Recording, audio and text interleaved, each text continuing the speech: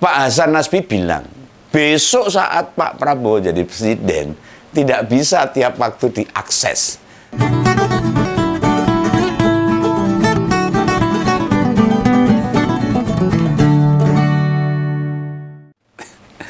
Kemarin di media Kompas Online itu ada berita yang menarik nih. Ini perlu dikupas ini.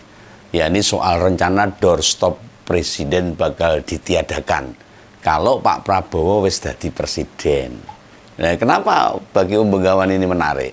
Ya karena di era kebebasan pers dalam sebuah negara demokrasi loh ini, doorstop itu part of atau bagian penting yang harus dijalankan dalam sistem demokrasi. Kebebasan pers itu salah satu ciri sebuah negara dianggap demokrasi. Lah nek dihapus, dihilangkan, di-stop, apakah ini pertanda media akan diatur lagi oleh negara seperti zaman Orde Baru dulu, dibungkam gitu. Ini mengancam demokrasi kita kalau caranya begitu. Kenapa Kompas menghapus berita yang sudah ditulis jurnalisnya itu? Apa alasan berita itu dihapus? Itu Om Bengawan perlu bertanya ini. Dalam negara demokratis, rakyat berhak tahu beragam informasi. Rakyat tidak boleh dihalang-halangi mendapatkan informasi. Ya informasi apapun lah tentang politik, ekonomi, budaya, dan sebagainya. Baik dari pemerintah termasuk dari presiden sendiri. Nah, maupun informasi dari pihak-pihak non-pemerintah. Itu perlu karena masyarakat harus diberikan pemahaman di berbagai sektor lah, supaya mereka juga bisa maju. Nah, sebuah berita itu mengandung informasi, bisa benar dan bisa salah. Yang penting bukan kabar hoax. Nah, jika ada berita yang salah, maka pihak yang berwenang atau pihak yang berkaitan bisa mengklarifikasinya. Nah, mengapa kabar atau berita benar dan salah bisa bersamaan muncul? Itu bisa. Nah, yang salah satu alasannya untuk mendidik rakyat, mana yang benar, mana yang tidak benar. Itu wewenang pihak-pihak terkait yang berhubungan dengan informasi. Sebagai pembelajaran buat kita semua loh, nek nerima kabar tidak boleh langsung percaya. Ini dalam alam demokrasi ya seperti ini kok. Nah, kita mesti punya penyaring di diri kita sendiri. Ini beneran atau ada yang salah itu kan kita sudah tahu. Makanya masyarakat harus diberikan penjelasan, diberikan keilmuan dalam menyaring informasi. Nah, dan kewaspadaan atau munculnya kehati-hatian di masyarakat. Itu tidak bisa diatur-atur lah. Harus terlatih sendiri, nggak bisa kita memberikan aturan gue kudu ngene, menerima informasi harusnya tidak bisa. Itu keluar dari diri sendiri kalau kita sadar bahwa kita harus tahu bahwa informasi yang benar atau tidak harus disaring, harus melatih sendiri. Nah, setelah terbiasa nanti ya nggak akan masalah, dia pasti tahu gitu, hoax ini enggak. Dan ada ini panduan-panduan untuk membuktikan bahwa itu berita hoax atau tidak ada. Nah, contoh misalnya ini, soal private jet Kaisang. Kan munculnya bukan dari media mainstream, justru malah dari netizen yang kemudian berkembang dan bisa memaksa CKI maupun KPK untuk menuntaskan itu semua. Lu jangan dikira lu di era kebebasan informasi begini, kabar atau informasi yang valid hanya bersumber dari media mainstream aja. Bisa di mana saja, dari mana saja. Lalu soal akun Fufufafa, kan Gibran akhirnya ditanya wartawan juga tuh, apa yang rame di medsos tuh? Justru media mainstream lebih banyak mengkonfirmasi kabar dari yang lagi rame di medsos. Pemberitaan mereka lebih banyak mengangkat apa-apa saja yang lagi hot issue, lagi hangat-hangatnya itu di medsos. Nah, pemberitaan soal seremoni kayak peresmian gitu, yang sifatnya protokoler atau launching, rapat-rapat sudah jauh berkurang. Dan medsos mampu jadi sumber berita pembanding. Nah, demo itu kemarin di berbagai wilayah soal peringatan darurat menginformasikan kekuatan netizen Indonesia. Ya, begini. Apa informasi dari media sosial. Masyarakat jadi mendapatkan informasi yang banyak dari berbagai sudut, dari berbagai kalangan. Nah, kembali ke soal berita Kompas tadi yang mengatakan ada rencana pengetatan dalam bermedia menginformasikan, yang memberitakan soal doorstop presiden yang ditiadakan itu ada beberapa hal yang kita lihat. Berita itu muncul dari podcast koordinator PCO, Presidential Communication Officer, itu Pak Hasan Nasbi, itu oleh Kompas di program Gaspol, ya semacam wawancara yang tayang di YouTube lah. Nek tayang di YouTube disebutnya sebagai podcast gitu. Nek tayang di TV ya namanya sesuai nama program TV itu sendiri. Misalnya ada acara Mbak Rosi, dulu ada Mata Najwa, ada yang lain lah. Ada Kick Andy lah sebenarnya ada juga. Di acara Gaspol itu Pak Hasan Nasbi bilang, besok saat Pak Prabowo jadi presiden tidak bisa tiap waktu diakses atau ditanya wartawan. Kalau pikiran saya ini pikiran positif ya mungkin Pak Prabowo sudah sepuh lah. Jadi membatasi untuk mengeluarkan energi, memberikan informasi kepada publik mungkin itu. Nah, akan diwakilkan di anak buahnya di kabinetnya atau sekretaris pribadinya, teman. Bukankah larangan itu jadi balik kayak pas presidennya Pak Harto?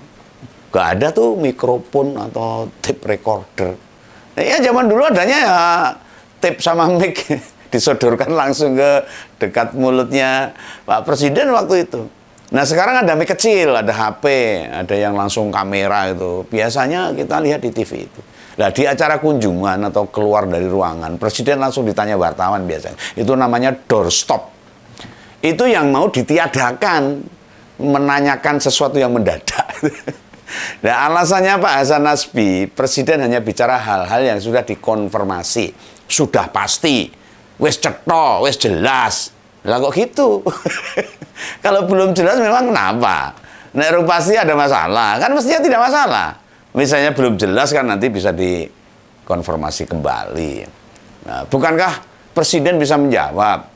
Kalau misalnya belum jelas loh itu, menjawab aja lah seperti, oh saya belum dalam menangani masalah itu, misalnya kan gitu. Atau bilang aja, nanti coba saya update perkembangannya.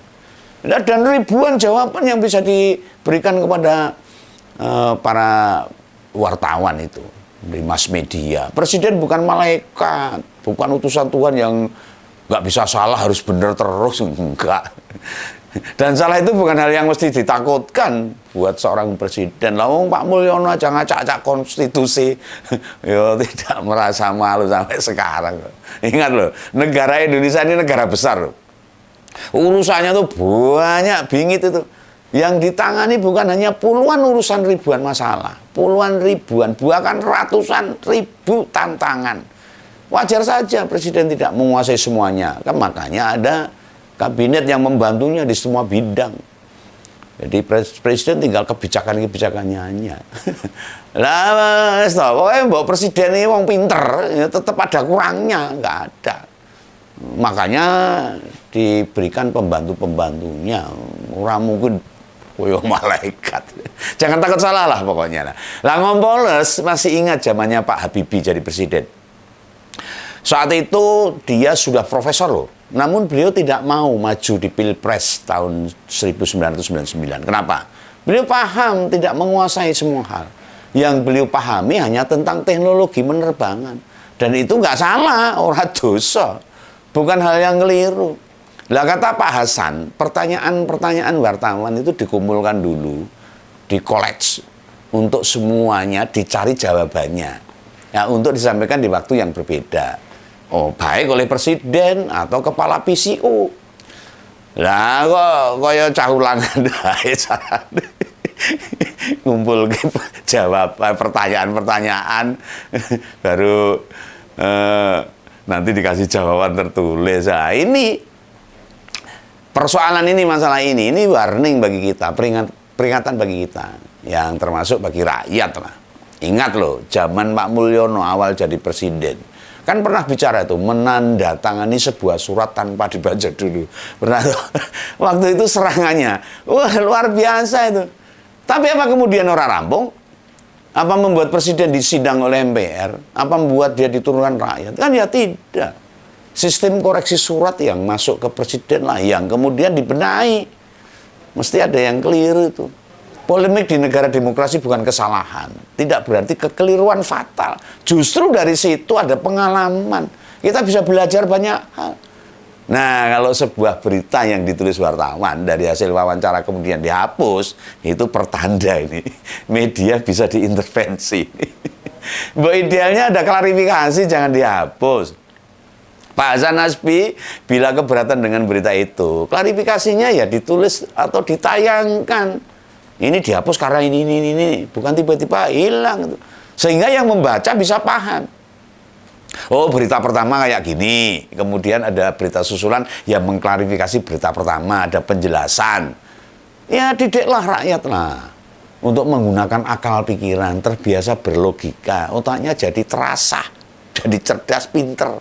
Lalu rakyat diajari bagaimana mengambil kesimpulan, menimbang dua berita, punya kesimpulan dari dua berita yang ditayangkan.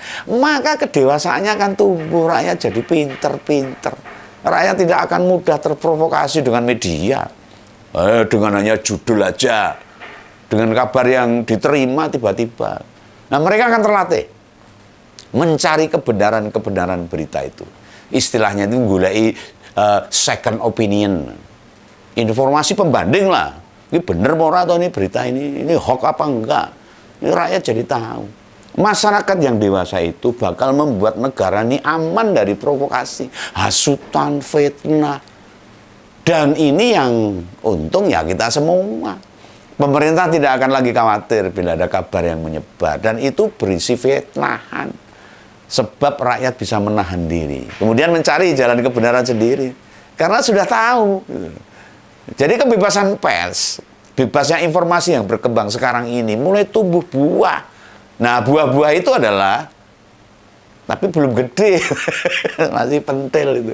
Bisa cilik ya, belum bisa kita petik. Meski kita jaga agar saatnya matang nanti bisa kita petik bersama-sama. Lihat, bagaimana acara aksi peringatan darurat yang kemarin tidak menimbulkan korban jiwa. Ini bagian dari kecerdasan masyarakat untuk menyampaikan pendapat. Padahal di kota-kota besar loh itu, banyak aksi mahasiswa. Itu manfaat. Itu benefit, itu hasil perjuangan kita semua.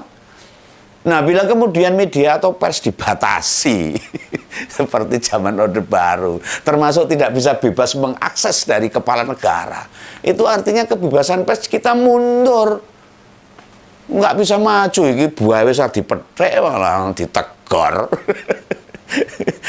Biar, nah jujur yang begawan keberatan. Tidak nyaman lah. Dan bisa berdampak ke soal-soal lain. Percayalah, mau diatur bagaimanapun, pasti Pak Prabowo melakukan kesalahan. Pasti, bukan malaikat.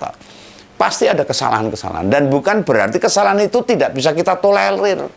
Tidak kita bisa diperbaiki. Kita akan sangat bisa memahami kok. Jadi Pak Hasan, jangan batasi jurnalis buat wawancara dadakan sama kepala negara. Biarkanlah doorstop jadi tradisi baik seorang presiden, gubernur, wali kota, bupati, dan pejabat yang lain. Nggak masalah.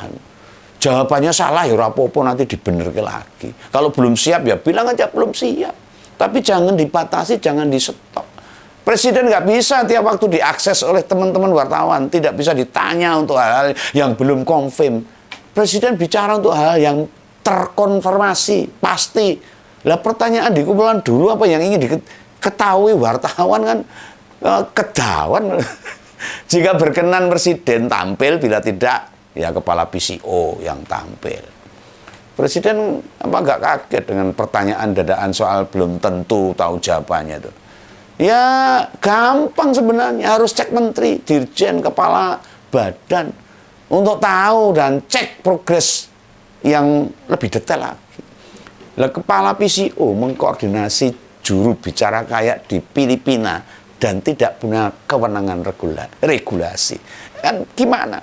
Yang jelas, mari kita pertahankan suasana Indonesia ini tetap negara yang demokrasi, kebebasan pers adalah tiang penyangga demokrasi kita. Salah satunya itu. Itu ya, salam kawan, salam ngumpul.